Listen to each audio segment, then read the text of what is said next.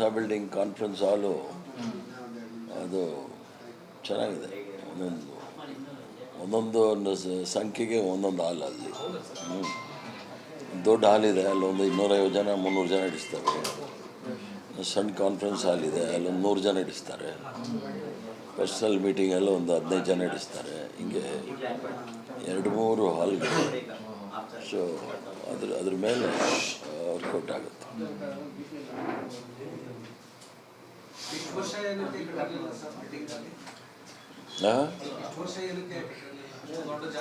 ಭಾರತೀಯ ಜನತಾ ಪಾರ್ಟಿ ಅಷ್ಟು ಭ್ರಷ್ಟರಿರಲಿಲ್ಲ ನಾವು. ಅವ್ರು ಬಂದು 11 ವರ್ಷಕ್ಕೆ ಎಲ್ಲ ಜಿಲ್ಲೆನಲ್ಲೂ ಒಂದೊಂದು ಆಫೀಸು, 1800 ಕೋಟಿ ರೂಪಾಯಿ ಅಲ್ಲಿ ಆಫೀಸು, ಮತ್ತು ಅಲ್ಲೇ 3 ಜಾಗ ಇದೆ. ಅಲ್ಲಿ ದೀನದಯಾಳ್ ಉಪಾಧ್ಯಾಯ ರೋಡಲ್ಲಿ ಒಂದು ಆಫೀಸು, ಒಂದು BMS ಆಫೀಸು, ಇನ್ನೊಂದು ಆಫೀಸ್ ಕಟ್ಟಿದ್ದಾರೆ. ಅಲ್ಲಿ ಜೀವನದಾನಿಗಳು ಅಂತಾರೆ ಹಿಂದಿನಲ್ಲಿ, ಅಂದರೆ ಸಂಪೂರ್ಣ ಜೀವನ ಎಲ್ಲ RSS ಕೊಟ್ಟವರು. ಅಲ್ಲೊಂದು 350 ರೂಮ್ ಇದೆ. ಅವ್ರಿಗೆ ಯಾರು ಹಿಂದೆ ಮುಂದೆ ಯಾರೂ ಇಲ್ಲ, ಅವ್ರನ್ನೆಲ್ಲ ನೋಡ್ಕೊಳ್ಳೋದು ಒಂಥರ. ಸೀನಿಯರ್ ಸಿಟಿಸನ್ಸ್ದು ಅಲ್ಲೆಲ್ಲ RSS ರಿಟೈರ್ಡ್ ಅವರು. ಸೊ ಅದು ಮಾಡಿದ್ದಾರೆ. ಇಷ್ಟೆಲ್ಲ ನಾವು ಮಾಡೋಕ್ಕಾಗುತ್ತಾ? ಅಲ್ಲಲ್ಲ, ಎಲೆಕ್ಟ್ರಲ್ ಬಾಂಡ್ ಅಲ್ಲಲ್ಲ, ನಮ್ಮಲ್ಲಿ ಒಂದು 10% ಇರ್ಬೋದು. ಬಟ್ ಇವರು ಎಲ್ಲ ಮನಮೋಹನ್ ಸಿಂಗ್ ಅವ್ರು ಹೇಳಿದ್ರಲ್ಲ, ಇಟ್ಸ್ ಅನ್ ಆರ್ಗನೈಸ್ಡ್ ಲೂಟ್ ಅಂತೇಳಿ. ಫಸ್ಟು ಡಿಮಾನಿಟೈಸೇಷನಲ್ಲಿ ಬಂತು, ಆಮೇಲೆ ಎಲೆಕ್ಟ್ರಲ್ ಬಾಂಡ್ಸ್ ಬಂತು, ಆಮೇಲೆ PM ಕೇರ್ ಫಂಡ್ ಬಂತು. PM ಕೇರ್ ಫಂಡಲ್ಲಿ ಅದು PM ಕೇರ್ ಫಂಡ್ ಸರ್ಕಾರದ ಆಗಬೇಕು. ಅದು NGO ಟೈಪ್ ಮಾಡಿಬಿಟ್ರು. ಸಿಕ್ಕಾಪಟ್ಟೆ ದುಡ್ಡು. ಅಂದರೆ ಅಲ್ಲಿ ಎಲ್ಲ ಕೆಲಸ ಮಾಡ್ತಾರಲ್ಲ ವರ್ಕರ್ಸ್ ಎಲ್ಲ ಬಂದು ಅವರು 3 ಲೆವೆಲಲ್ಲಿ ದುಡ್ಡು ಹಂಚ್ತಾರೆ.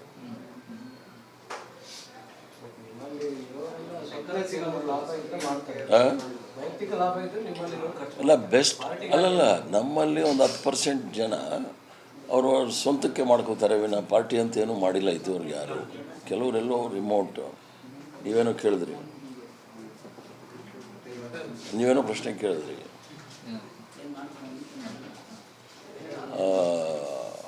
ಅಲ್ಲಿ ಲೆಕ್ಕ ಸಿಕ್ಕಲ್ಲ. ಅಂದರೆ RSS is not A registered body ಇವತ್ತಿಗೂ ಕೂಡ. ಸೊ ಸಿಕ್ಕಾಪಟ್ಟೆ ದುಡ್ಡು ಬರುತ್ತೆ. ಇದು richest NGO in the world. ಅದು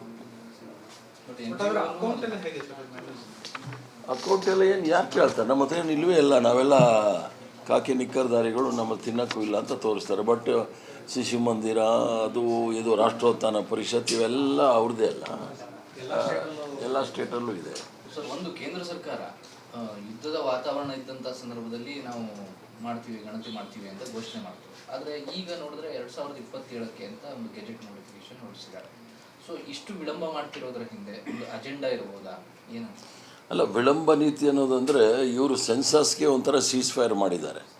ಅಲ್ಲಿ ಪಾಕಿಸ್ತಾನ ಮತ್ತು ಭಾರತ ದೇಶದ ಹಿಂದೆ ಯುದ್ಧ ನಡೆಯುವಾಗ ಟ್ರಂಪ್ ಸೀಸ್ಫೈರ್ ಮಾಡಿದ್ರು. ಬಹುಶಃ ಈ ಜಾತಿ ಗಣತಿಗೆ ಸೀಸ್ಫೈರು ನಾಗ್ಪುರಿಂದ ಸೀಸ್ಫೈರ್ ಆಗಿರಬೇಕು. ಯಾಕಂತ ಹೇಳಿದ್ರೆ ಮೊನ್ನೆ ತಾನೇ ಹೊರಡಿಸಿರ್ತಕ್ಕಂಥ ಏನು ಅಧಿಸೂಚನೆ ಇದೆಯಲ್ಲ, ಅದರಲ್ಲಿ ನಾನು ಇದು ಕೇಂದ್ರ ಸರ್ಕಾರದ ಅಧಿಸೂಚನೆ, ಇದರಲ್ಲಿ ಏನು ಹೇಳುತ್ತೆ ಅಂದರೆ dated the 28th March 2019, except as respects things done or omitted to be done before such supersession, the central government hereby declares that census of the population of India shall be taken during year 22. ಅಂದರೆ census ಅಂತ ಹೇಳಿದ್ದಾರೆ ವಿನಃ ಜಾತಿ ಗಣತಿ ಅನ್ನೋದು ಎಲ್ಲೂ ಸಹ ಹೇಳಿಲ್ಲ. ಇಲ್ಲೂ ಸಹ ಅವರು ಏನು ಭರವಸೆ ಕೊಡ್ತಾರೆ ಅದರ ವಿರುದ್ಧ ಹೋಗಿದ್ದಾರೆ. ಯುದ್ಧದ ಸಮಯದಲ್ಲಿ ಘೋಷಣೆ ಮಾಡಿದ್ರು, ನಾವು ಜಾತಿ ಗಣತಿ ಮಾಡ್ತೀವಿ ಅಂತ. ಯಾಕಂತ ಹೇಳಿದ್ರೆ ಎಲ್ಲದಕ್ಕೂ ಹೆಚ್ಚಿನ ಒತ್ತಡ ಇದ್ದಿದ್ದು ನಮ್ಮೆಲ್ಲರ ಅಚ್ಚುಮೆಚ್ಚಿನ ನಾಯಕರಾದ ರಾಹುಲ್ ಗಾಂಧಿ ಅವರ ಒತ್ತಡದ ಮೇರೆಗೆ ಇವರು ಮಾಡಲೇಬೇಕಾದ ಪರಿಸ್ಥಿತಿ ಬಂದಾಗ ಅವರು ನಾಗ್ಪುರ್ ಹೌಸಿಂದ ಅವ್ರೇನು ಕೇಳಿಲ್ಲ, ಕೇಳ್ದೇ ಅನೌನ್ಸ್ ಮಾಡಿಬಿಟ್ರು. ಆಮೇಲೆ ನಾಗ್ಪುರ್ ಯೂನಿವರ್ಸಿಟಿಯಿಂದ ಒತ್ತಾಸೆ ಬಂದ ಮೇಲೆ ಇವತ್ತು ಜಾತಿ ಗಣಿತ ಅಂತ ಸ್ಪಷ್ಟವಾಗಿ ಹೇಳಿಲ್ಲ. ಆದ್ದರಿಂದ ಇದರಿಂದ ಏನೂ ಸಹ ಅನುಕೂಲ ಆಗೋದಿಲ್ಲ ಅನ್ನೋದು ನಮ್ಮ ಅಭಿಪ್ರಾಯ. ಅಂದ್ರೆ ಈ ಅಧಿಸೂಚನೆಯಲ್ಲೂ ಅವರು ಕೊಟ್ಟ ಮಾತನ್ನು ಮುಚ್ಚಿಡೋ ಕೆಲಸ ಅಧಿಸೂಚನೆ ಮುಚ್ಚಿಡೋ ಪ್ರಶ್ನೆನೇ ಇಲ್ಲ, ಇಲ್ಲವೇ ಇಲ್ಲ. ಕಾಸ್ಟ್ ಅನ್ನೋದೇ ಇಲ್ವ. ಯಾಕಂದರೆ ಅವ್ರದ್ದೆಲ್ಲ ಹೇಳಿಕೆಗಳು ನೋಡಿದೆ 1931 ಇಸ್ವಿನಲ್ಲಿ ಬ್ರಿಟಿಷರಿದ್ದಾಗ ಅದು ಜಾತಿ ಗಣತಿ ಆಯಿತು. ತದನಂತರ 1970 ಸ್ವತಂತ್ರ ಬಂದ ನಂತರ ಜಾತಿ ಗಣತಿ ಆಗೋದು ಕೇವಲ SC ST ಮಾತ್ರ. ಅವರ ಜನಸಂಖ್ಯೆ ಎಷ್ಟಿದೆ ಅಂತೇಳಿ ಮಾಡ್ತಾ ಇದ್ರೆ ವಿನಃ ಭಾರತದ ನಾಗರಿಕರ ಜನಗಣತಿ ಆಗಲೇ ಇಲ್ಲ. ಅಂದರೆ ಯಾವ ವಿಚಾರದಲ್ಲಿದ್ದಾರೆ. ಯಾಕಂದರೆ ನಾವು ಸಮಾನತೆಯನ್ನು ಮಾತಾಡ್ತಕ್ಕಂಥವ್ರು ಮತ್ತು ಸಾಮಾಜಿಕ ನ್ಯಾಯ ಸಿಗಬೇಕು ಅಂತ ಮಾತಾಡ್ತಕ್ಕಂಥವ್ರು, ಎಲ್ಲರಿಗೂ ಸಹ ಸಮಾನವಾದ ಅವಕಾಶ ಸಿಗಬೇಕಂದ್ರೆ ಯಾವ ಸಮುದಾಯದವ್ರು ಎಲ್ಲಿದ್ದಾರೆ ಅನ್ನೋದು ಸಹ ನಾವು ತಿಳ್ಕೊಳ್ಬೇಕಾಗುತ್ತೆ. ಯಾಕಂತ ಹೇಳಿದ್ರೆ ಇಲ್ಲಿ ಕೇವಲ ಹಿಂದುಳಿದವರು, ದಲಿತರು, ಆದಿವಾಸಿಗಳು ಅಂತಲ್ಲ, ಎಲ್ಲ ಬಡವರ್ಗದವ್ರಿಗೆ. ಈಗ EWS ಕೊಟ್ಟಾಗ 10% ಕೊಟ್ಟಾಗ ಕರ್ನಾಟಕದಲ್ಲಿ 2% ಸಿಕ್ಕಲಿಲ್ಲ ಅವ್ರಿಗೆ EWSಗೆ. ಇನ್ನು 10% ಎಲ್ಲಿಂದ ಕೊಡ್ತೀರಾ? ಅದಕ್ಕೆ ಅದು ಅನುಷ್ಠಾನಕ್ಕೆ ಬರಲಿಲ್ಲ. ಎಲ್ಲ ಬಡ ವರ್ಗದ ಬಡವರಿಗೆ, ಹಿಂದುಳಿದ ವರ್ಗದವರಿಗೆ, ಮತ್ತು ಅಲಕ್ಷಿತರು ಇರ್ತಾರೆ, ಅವ್ರನ್ನ ಮೈನ್ ಸ್ಟ್ರೀಮಲ್ಲಿ ತಗೊಂಡೇ ಇಲ್ಲ ನಾವು. ಅಲಕ್ಷಿತರಿದ್ದಾರೆ ಮತ್ತು ಆದಿವಾಸಿಗಳಿದ್ದಾರೆ ಹಾಗೂ ಅಲೆಮಾರಿ ಸಮುದಾಯದವರೆಲ್ಲ ಇದ್ದಾರೆ. ಇವೆಲ್ಲ ದತ್ತಾಂಶಗಳಿಲ್ಲ ಅಂತ ಹೇಳಿದ್ರೆ ನಾವು ಅವ್ರಿಗೆ ಸರ್ಕಾರದಿಂದ ಯಾವುದೇ ಕಾರ್ಯಕ್ರಮಗಳ ಮಾಡೋಕ್ಕಾಗೋದಿಲ್ಲ. ರಾಹುಲ್ ಗಾಂಧಿ ಅವರು ಹೇಳೋದೇನು, 90% ಜನ ಏನು ಕಾಯಕ ಸಮಾಜದವರಿದ್ದಾರೆ, ಇವರು ಕೊಡುಗೆ ರಾಜ್ಯದ ಮತ್ತು ಕೇಂದ್ರ ಸರ್ಕಾರದ ಖಜಾನೆಯನ್ನು ತುಂಬತಕ್ಕಂಥವ್ರು. ಅವರ ಹಣ ಅವರ ಅಭಿವೃದ್ಧಿಗಾಗಿ ಎಷ್ಟು ಹಣ ಖರ್ಚು ಮಾಡಲಿಕ್ಕೆ ಆಗುತ್ತೆ ಅನ್ನೋದು ಯೋಚನೆ ಮಾಡಬೇಕೇ ವಿನಃ ಕೇವಲ ಇಬ್ಬರಿಗೆ ಮಾತ್ರ ಹಣವನ್ನು ಹಂಚಲಿಕ್ಕೆ ಆಗೋದಿಲ್ಲ ಅನ್ನೋ ನಮ್ಮ ಮೂಲ ಉದ್ದೇಶ. ಆ ಥರ ನೋಡಿದಾಗ ಇದು ಸಂಪೂರ್ಣವಾಗಿ ಸಾಮಾಜಿಕ ನ್ಯಾಯದ ತದ್ವಿರುದ್ಧವಾಗಿರ್ತಕ್ಕಂಥ ಈ ಒಂದು ಜನಗಣತಿ ಅವಕಾಶ ಇತ್ತು ಕರ್ನಾಟಕದಲ್ಲಿ. ಸೊ ಈ ಮರುಸಮೀಕ್ಷೆ ನಿರ್ಧಾರದಿಂದ ಬ್ಯಾಕ್ವರ್ಡ್ ಕ್ಲಾಸಿಗೆ ಒಂದು ಕಡೆ ಅನ್ಯಾಯ ಮಾಡಿದಂಗೆ ಆಗಲಿಲ್ಲ. ನಾನು ಮರುಸಮೀಕ್ಷೆ ಅಂತ ಹೇಳಲಿಕ್ಕೆ ತಯಾರಿಲ್ಲ. ಯಾಕಂತ ಹೇಳಿದ್ರೆ ಇಲ್ಲಿ ನಾವು ಮಾಡುವಾಗ ಕೆಲವು ಸಮುದಾಯದವರು, ಮುಂದುವರಿದ ಸಮುದಾಯದವರಿಗೆ ಜನಸಂಖ್ಯೆ ಆಧಾರಿತ ಜನಗಣತಿ ಬೇಕು, ಅದರಲ್ಲಿ ಸಿಗುತ್ತೆ. ಯಾಕಂದರೆ ಅವರು ರಾಜಕೀಯ ಶಕ್ತಿ ಉಳಿಸ್ಕೊಳ್ಳೋಕ್ಕೋಸ್ಕರ ಜನಸಂಖ್ಯೆ ಆಧಾರಿತ ಹೆಚ್ಚು ಕಮ್ಮಿ ಆಗಿದೆ ಅಂತ ವಿರುದ್ಧ ಮಾಡಿದ್ರೆ ವಿನಃ ಕಾಂತರಾಜ್ ವರದಿ ಮತ್ತು ಜಯಪ್ರಕಾಶ್ ವರದಿಯಲ್ಲಿ ಭಾಳ ಸ್ಪಷ್ಟವಾಗಿ ಅಂದರೆ ಅವ್ರು ಯಾರೂ ಸಹ ಗಣನೆಗೆ ತೆಗೆದುಕೊಳ್ಳಲಿಲ್ಲ. ಅವ್ರಿಗೇನಂತಾರೆ, ಆದಿವಾಸಿಗಳಿರ್ಬೋದು, ಅಲಕ್ಷಿತರಿರ್ಬೋದು, ಮತ್ತು ಇಲ್ಲಿವರೆಗೂ ಅವ್ರದ್ದು ಗಣತಿ ಆಗೇ ಇರಲಿಲ್ಲ. ತಲೆ ಎಣಿಕೆಗೂ ಮತ್ತು ಸಾಮಾಜಿಕ ಸಮೀಕ್ಷೆಗೂ ಭಾಳ ವ್ಯತ್ಯಾಸ ಇದೆ. ಸಿದ್ದರಾಮಯ್ಯನವರ ಸರ್ಕಾರ ಮಾಡಿದ್ದೇನು ಅಂದರೆ ಒಂದು ಸಮೀಕ್ಷೆ, ಅದು ತಲೆ ಎಣಿಕೆ ಅಲ್ಲ. ಸಮೀಕ್ಷೆ ಆದಾಗಲೇ ನಿಮಗೆ ಗೊತ್ತಾಗೋದು ಯಾವ ಸಮುದಾಯ ಎಷ್ಟರ ಮಟ್ಟಿಗೆ ಶೈಕ್ಷಣಿಕವಾಗಿ, ಸಾಮಾಜಿಕವಾಗಿ, ಆರ್ಥಿಕವಾಗಿ, ರಾಜಕೀಯವಾಗಿ ಅವರು ಸದೃಢರಾಗಿದ್ದಾರೆ ಅನ್ನೋದು ಗೊತ್ತಾಗಬೇಕಂದ್ರೆ ಸಮೀಕ್ಷೆ ಆಗಬೇಕು. ತಲೆ ಎಣಿಕೆಯಲ್ಲಿ ಈ ಸಮೀಕ್ಷೆ ಆಗೋದಿಲ್ಲ. ಆದ್ದರಿಂದ ಪುನಃ ನಾನು ಒತ್ತು ಮಾಡಿ ಹೇಳ್ತೀನಿ, ಏನು ಸಿದ್ದರಾಮಯ್ಯನವರ ಸರ್ಕಾರ ಎರಡನೇ ಸಮೀಕ್ಷೆನ ಅಥವಾ ಇದು ಮರು ಗಣತಿನ ಅನ್ನೋದು ಭಾಳ ಸ್ಪಷ್ಟವಾಗಿ ಹೇಳಬೇಕಾಗುತ್ತೆ. ನಾನಾದರೂ ತಿಳ್ಕೊಂಡಿರೋದು ಇದು ಎರಡನೇ ಸಮೀಕ್ಷೆ. ಯಾಕಂತ ಹೇಳಿದ್ರೆ ಕಾಂತರಾಜ್ ವರದಿ ಮತ್ತು ಜಯಪ್ರಕಾಶ್ ಹೆಗಡೆ ಅವರ ವರದಿ ಪ್ರಕಾರ ಅವರು ಅಲ್ಲಲ್ಲಿ ಜನಸಮುದಾಯವನ್ನು ಸೇರಿಸಿ ಅವರ ಹವಾಲನ್ನು ಕೇಳಿ ಕೆಲವು ಜನಸಂಖ್ಯೆಗಳನ್ನು ತಗೊಂಬಂದಿದ್ದಾರೆ.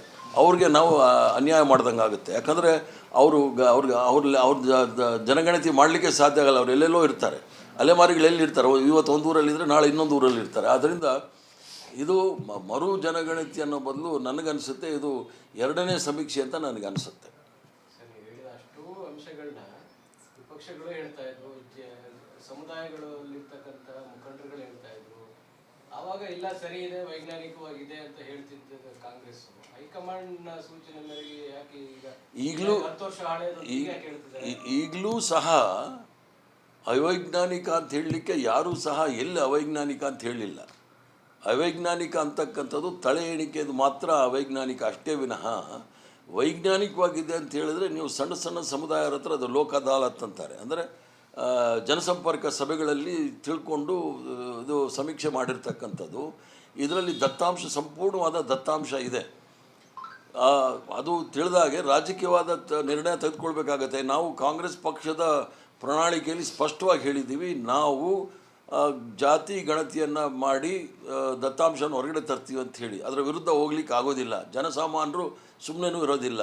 ಅಪಾರವಾದ ಜನಸಂಖ್ಯೆ, ಅದರಲ್ಲೂ ಸಹ ಹಿಂದುಳಿದವರು, ದಲಿತರು, ಆದಿವಾಸಿಗಳು, ಅಲ್ಪಸಂಖ್ಯಾತರು, ಈ ಒಂದು ಪ್ರಣಾಳಿಕೆ ಈ ವಂಶಕ್ಕೂ ಸಹ ನಮಗೆ ಓಟ್ ಕೊಟ್ಟಿರ್ತಕ್ಕಂಥದ್ದು ಇದೆ. ಆದ್ದರಿಂದ ಅವರ ಅನಿಸಿಕೆಗಳಿಗೆ ವಿರುದ್ಧವಾಗಿ ಹೋಗ್ಲಿಕ್ಕೆ ಆಗೋದಿಲ್ಲ. ಏನೋ ನ್ಯೂನ್ಯತೆಗಳು ಇರ್ಬೋದು ಅಂತ ಹೇಳಿ ಅನಿಸಿರ್ಬೋದು. ಅದಕ್ಕೆ ಇದು ಎರಡನೇ ಇದನ್ನು ಸಮೀಕ್ಷೆಯನ್ನು ಮಾಡ್ತಾ ಇದ್ದಾರೆ. 3 ತಿಂಗಳಲ್ಲಿ ಬರುತ್ತೆ ಅದರದ್ದು ವರದಿ. ಆವಾಗ ನೋಡೋಣ ಏನಾಗುತ್ತೆ ಅಂಥೇಳಿ. ನಾವಂತೂ ಭಾಳ ಸ್ಪಷ್ಟವಾಗಿ ಹೇಳ್ತೀನಿ, ಜಾತಿ ಗಣತಿ ಆಗಬೇಕು. ಸಾಮಾಜಿಕ, ಶೈಕ್ಷಣಿಕ, ರಾಜಕೀಯ ಮತ್ತು ಆರ್ಥಿಕ ಸ್ಥಿತಿಗತಿಗಳನ್ನು ತಿಳ್ಕೊಳ್ಳಿಕ್ಕೆ ಸ್ಪಷ್ಟವಾದ ಸಮೀಕ್ಷೆ ಆಗಬೇಕು. ಅದು ಕಾಂಗ್ರೆಸ್ ಪಕ್ಷದ ಪ್ರಣಾಳಿಕೆ, ಅದು ಆಗಲೇಬೇಕು ಅಂತೇಳಿ ನಾನು ಒತ್ತಾಯಿಸ್ತೇನೆ. ಅಲ್ಲ, 2015ರಲ್ಲಿ ಏಪ್ರಿಲಲ್ಲಿ ಮಾರ್ಚ್ ತಿಂಗಳ ಕಡೆ ವಾರದಲ್ಲಿ ತೀರ್ಮಾನ ತೆಗೆದುಕೊಂಡು ಮೇ ಕಡೆ ವಾರದಲ್ಲಿ ಕಾಂತರಾಜ್ ವರದಿ ಬಂದಿತ್ತು. ತದನಂತರ ಅದನ್ನು ಮಾಡಬೇಕಾ ಬಿಡಬೇಕಾ ಅಂತ ಆಯಿತು. ಈಗ ಆಗೋದಿಲ್ಲ. ಈಗ ಹೈಕಮಾಂಡು ಮಧ್ಯ ವಹಿಸಿರೋದ್ರಿಂದ ಆದಷ್ಟು ಬೇಕಾದ್ರೆ ತೆಲಂಗಾಣದಲ್ಲಿ ಮಾಡಿದ್ದೀವಿ. ನಾನು ಮೊನ್ನೆ ದಿವಸ ದೆಹಲಿಯಲ್ಲೂ ಕೂಡ ಮುಖ್ಯಮಂತ್ರಿ ಅವ್ರನ್ನ ಭೇಟಿ ಮಾಡಿ ಚರ್ಚೆ ಮಾಡಿದೆ. ಅದು ಏನೇ ಆಗಿದ್ರು ಸರಿ, ಬಜೆಟ್ ಅಲ್ಲಿ ಹಣ ಇಲ್ಲದೇ ಇದ್ದರೆ ನಾವು ಅದನ್ನು ಎಷ್ಟು ಹಣ ಒದಗಿಸ್ಬೇಕು ಅಷ್ಟು ಒದಗಿಸಿ ಆದಷ್ಟು ಬೇಗ ನಾವು ಈ ಒಂದು ಮಾಡಿಸ್ತೀವಿ, ಜಾತಿ ಗಣತಿಯನ್ನು ಮಾಡಿಸ್ತೀವಿ ಅಂತ ಹೇಳಿದ್ರು. That's fine.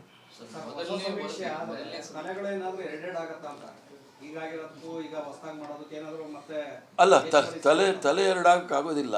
ತಲೆ ಎಣಿಕೆ ಆಗುತ್ತೆ. ಎಣಿಕೆ ಆದಾಗ ಅದು ಸೆನ್ಸಸ್ಸಲ್ಲಿ ಬರುತ್ತೆ. ನಮಗೂ ಅದಕ್ಕೇನು ಸಂಬಂಧ ಇಲ್ಲ. ನಮ್ಮದೇನು ಅಂದರೆ ಇಲ್ಲಿ ಎಲ್ಲ ವರ್ಗದವರು ಇದ್ದಾರೆ. ಮೇಲ್ಜಾತಿಯವರು ಇದ್ದಾರೆ, ಮುಂದುವರಿದ ಜಾತಿಯವರು ಇದ್ದಾರೆ, ಬಡವರಿದ್ದಾರೆ, ಹಿಂದುಳಿದವರು, SC ST ಮತ್ತು ಅಲ್ಪಸಂಖ್ಯಾತರು ಎಲ್ಲರೂ ಇದ್ದಾರೆ. ಅವರ ಎಣಿಕೆ ಸರಿಯಾಗಿ ಬಂದಾಗ ಆವಾಗ ನಮಗೆ ಗೊತ್ತಾಗುತ್ತೆ ಯಾರಿಗೆ ನಾವು ಬಜೆಟ್ ಮಂಡನೆ ಮಾಡುವಾಗ ಎಷ್ಟು ಕಾರ್ಯಕ್ರಮಗಳು ಹಮ್ಮಿಕೋಬೇಕು ಅನ್ನೋದು ಭಾಳ ಸ್ಪಷ್ಟವಾಗಿ ಗೊತ್ತಾಗುತ್ತೆ. ಯಾಕಂದರೆ ಬಜೆಟ್ ಆಧಾರಿತ ಕಾರ್ಯಕ್ರಮಗಳು ಬೇಕು. ಅಲ್ಲ, ಕಾಂತರಾಜ್ ವರದಿನಲ್ಲಿ ವೈಜ್ಞಾನಿಕವಾಗಿ ಅವೈಜ್ಞಾನಿಕವಾಗಿ ಅಂಥೇಳಿ ಇವರು ಮಾಡಿದ್ರಲ್ಲ, ಇದುವರೆಗೂ ಸಹ ಅವೈಜ್ಞಾನಿಕ ಅನ್ನೋದು ಯಾರೂ ಹೇಳಿಲ್ಲ. ಆದ್ದರಿಂದ ನಮ್ಮ ಇವ್ರು ಕೇಳಿದಾಗೆ ಎಲ್ಲ ರಾಜಕೀಯ ಪಕ್ಷದವರು ಅದೇ ಹೇಳ್ತಾ ಇದ್ರು ಅಂತ. ಆದರೆ ಏನಾದರೂ ಸಾಮಾಜಿಕ ನ್ಯಾಯದ ಬಗ್ಗೆ ಮತ್ತು ಏನಾದರೂ ಹಿಂದುಳಿದ ವರ್ಗದವರಿಗೆ ಮೀಸಲಾತಿ ಅಥವಾ SC STಗೆ ಮೀಸಲಾತಿ ಏನಾದರೂ ಕೊಡೋದಿದ್ದರೆ ಅದು ಕೇವಲ ಕಾಂಗ್ರೆಸ್ ಪಕ್ಷವೇ ವಿನಃ ಇನ್ನು ಯಾವುದು ಪಕ್ಷದವರು ಕೊಡಲಿಕ್ಕೆ ಮುಂದೆ ಬರೋದಿಲ್ಲ, ಕೊಟ್ಟೂ ಇಲ್ಲ ಅವರು. ಆದ್ದರಿಂದ ಅದರಲ್ಲಿ ಭಾಳ ಸ್ಪಷ್ಟವಾಗಿದೆ. ಕಾಂಗ್ರೆಸ್ ಪಕ್ಷ ಅದೊಂದು ಸಿದ್ಧಾಂತ. ಅದು ಮೀಸಲಾತಿ ಅಂತಕ್ಕಂಥದ್ದು ಯಾವುದೋ ಒಂದು ಬಡತನ ನಿರ್ಮೂಲ ಕಾರ್ಯಕ್ರಮ ಅಲ್ಲ. ಅದೊಂದು ಸಿದ್ಧಾಂತ. ಸಮಾನತೆಗೆ ಮತ್ತು ಬಡತನ ನಿರ್ಮೂಲನಾ ಕಾರ್ಯಕ್ರಮ ಅಲ್ಲ. ಅದು ಸಮಾನತೆಗೋಸ್ಕರ, ಸಾಮಾಜಿಕ ನ್ಯಾಯಕ್ಕೋಸ್ಕರ ಕೊಟ್ಟಿರ್ತಕ್ಕಂಥ ಸಂವಿಧಾನದ ಆಶಯಗಳನ್ನು ಅನುಷ್ಠಾನಕ್ಕೆ ತರಲಿಕ್ಕೆ ಮಾಡ್ತಕ್ಕಂಥ ಸಮೀಕ್ಷೆ ಮಾಡಲಿಕ್ಕೆ ರಾಹುಲ್ ಹೆಂಗೆ ಒಪ್ಪಿದ್ರಂತ? ಯಾಕಂದ್ರೆ ಅವರು ಈ ದೇಶಾದ್ಯಂತ ನಾವು ಜಾತಿ ಗಣತಿ ಮಾಡ್ತೀವಿ ಅಂತ ಹೇಳ್ಕೊಂಡು ಬಂದಿದ್ದಾರೆ. ಆಗಿರುವಂತ ಗಣತಿಯನ್ನ ಇಂಪ್ಲಿಮೆಂಟ್ ಮಾಡ್ಲಿಕ್ಕೆ ಸಾಧ್ಯ ಆಗಿಲ್ಲ. ಅಂದ್ರೆ ರಾಹುಲ್ ಗಾಂಧಿ ಅವರು ಇದರಲ್ಲಿ ಯಾವ ಕಾರಣಕ್ಕಾಗಿ ಈಗ ಸಮೀಕ್ಷೆ ಮಾಡಿ ಸೂಚನೆ ಇರಿ ಅದನ್ನು ತಿರಸ್ಕಾರ ಮಾಡಿದರೆ ಹೌದಪ್ಪ ರಾಹುಲ್ ಗಾಂಧಿಯವರು ಮಾಡಿದ್ದಾರೆ ಅಂತ ಹೇಳ್ಬೋದು. ತಿರಸ್ಕಾರ ಮಾಡಲಿಕ್ಕೆ ಯಾರಿಗೂ ಸಹ ಬಿಟ್ಟಿಲ್ಲ. ನಿಮಗೆ ಸಮಾಧಾನ ಇರಲಿಲ್ಲ ಅಂದರೆ ಇನ್ನೊಂದು ಸಮೀಕ್ಷೆ ಆಗಲಿ, ಇನ್ನೊಂದು ಸಮೀಕ್ಷೆ ಆಗಿ ತೀರ್ಮಾನ ಬರಲಿ, ಅವಾಗ ತೀರ್ಮಾನ ತೆಗೆದುಕೊಳ್ತೀವಿ ಅಂತ ಹೇಳ್ತೀವಿ. ಆದ್ದರಿಂದ ಅಲ್ಲ, ಅದನ್ನು ಕಸದ ಬುಟ್ಟಿಗೆ ಈಗ ಅದನ್ನು ಕಸದ ಬುಟ್ಟಿಗೆ ಹಾಕೋಕ್ಕಾಗಲ್ಲ. 170 ಕೋಟಿ ರೂಪಾಯಿ ಖರ್ಚು ಮಾಡೋದು ಕಸದ ಬುಟ್ಟಿಗೆ ಹಾಕೋಕ್ಕಾಗೋದಿಲ್ಲ. 1978ನೇ ಇಸ್ವಿನಲ್ಲಿ ಮಂಡಲ್ ಕಮಿಷನ್ ಕೂಡ ಒಂದು ಅಧ್ಯಯನ ಮಾಡೋ ಸಂದರ್ಭದಲ್ಲಿ ಆವಾಗ ದತ್ತಾಂಶಗಳಿರಲಿಲ್ಲ. 1931ನೇ ದತ್ತಾಂಶವನ್ನು ಇಟ್ಕೊಂಡೇ ಅವರು 27% ಮೀಸಲಾತಿ ಕೊಡಬೇಕು ಅಂತ ತೀರ್ಮಾನ ಮಾಡಿರೋದು. ಈಗಲೂ ಸಹ ಕರ್ನಾಟಕ ರಾಜ್ಯದಲ್ಲಿ ಒಂದು ಹಾವನೂರು ಕಮಿಷನ್ದು ದತ್ತಾಂಶ, ಇಲ್ಲಾಂದರೆ ಕಾಂತರಾಜು ಜಯಪ್ರಕಾಶ್ ಹೆಗಡೆ ಅವರ ದತ್ತಾಂಶವನ್ನು ಮುಂದಿಟ್ಕೊಂಡೇ ಮಾಡಬೇಕಾಗತ್ತೆ. ಅಲ್ಲಿ ಆಗಿರ್ತಕ್ಕಂಥ ಯಾವುದೋ ಸಣ್ಣ ಜಾತಿಗಳಿಗೆ ಸ್ವಲ್ಪ ಮೇಲೆ ಕೆಳಗಡೆ ಆಗಿರ್ಬೋದೇ ವಿನಃ ಮುಂದುವರೆದ ಜಾತಿಗಳಿಗೆ ಭಾಳ ಆತಂಕ ಇತ್ತು. ಏನೋ ನಮ್ಮ ಜನಸಂಖ್ಯೆ ಕಮ್ಮಿ ಆಗಿದೆ ಅಂತ. ತಲೆ ಎಣಿಕೆ ಆಗಲಿ ಬಿಡಿ, ಅದಕ್ಕೇನಂತೆ. ಕೇಂದ್ರ ಸರ್ಕಾರದ್ದು ತಲೆ ಎಣಿಕೆ ಆಗುತ್ತೆ, ರಾಜ್ಯ ಸರ್ಕಾರದ್ದು ಆಗುತ್ತೆ, ಆಗಲಿ, ಅದ್ರಾಗ ಗೊತ್ತಾಗುತ್ತೆ. ಅದಕ್ಕೆ ಹಿಂದಿನಲ್ಲಿ ಹೇಳ್ತಾರೆ ದೂದ್ ಪಾನಿ ಕಾ ಪಾನಿ ಅಂತ.